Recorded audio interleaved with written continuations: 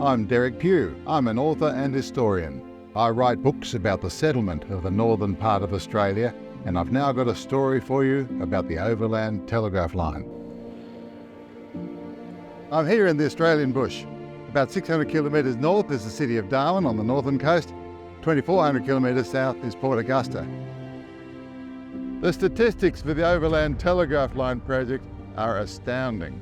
There's 3,000 kilometres from the south coast to the north coast. They needed 36,000 poles, 36,000 pins and insulators to put on them, countless rolls of wire, 11 repeater stations between Port Augusta and Port Darwin, and they built them all and connected it up within 2 years.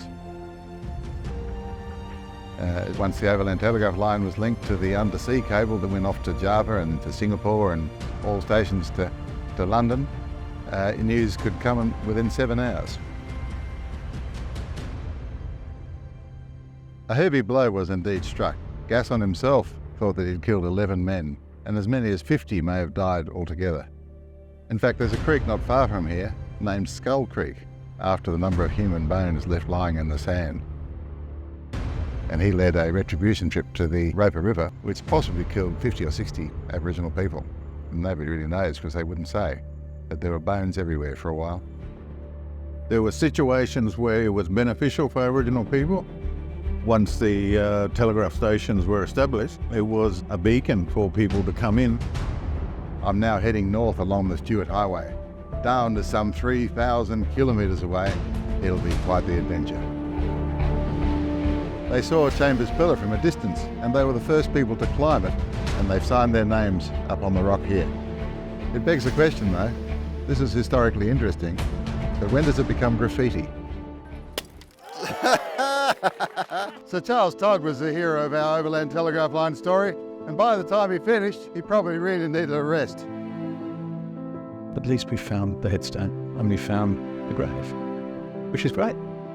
We're a couple of kilometres northwest of Unadilla here, and this is the angle pole. This is where the Overland Telegraph Line changed direction to go to Alice Springs. Although some would say it's an angle pole because it's bent like a dog's hind leg. This is a very peaceful place now, and at this time of the morning it's even quite tranquil.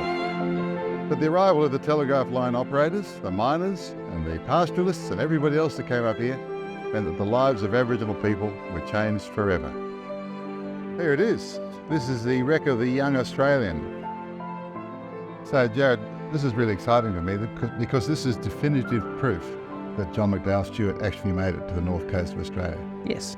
I'm about 50 kilometres from the centre of Australia, mate, on the way to Alice Springs. Oh, awesome. Craig knew the country and he knew the risks, but still he died here of thirst in December 1871. But after a few hours I realised that the people really cared for each other more than I believed possible, and there was a wonderful sense of belonging. The Overland Telegraph Line ended the geographical isolation and the tyranny of distance for most of Australia. In contrast, the people that lived here were probably some of the most isolated Europeans in the world. The Overland Telegraph Line is the greatest engineering achievement of 19th century Australia. It changed us completely. In modern terms, it was equivalent to the arrival of the internet.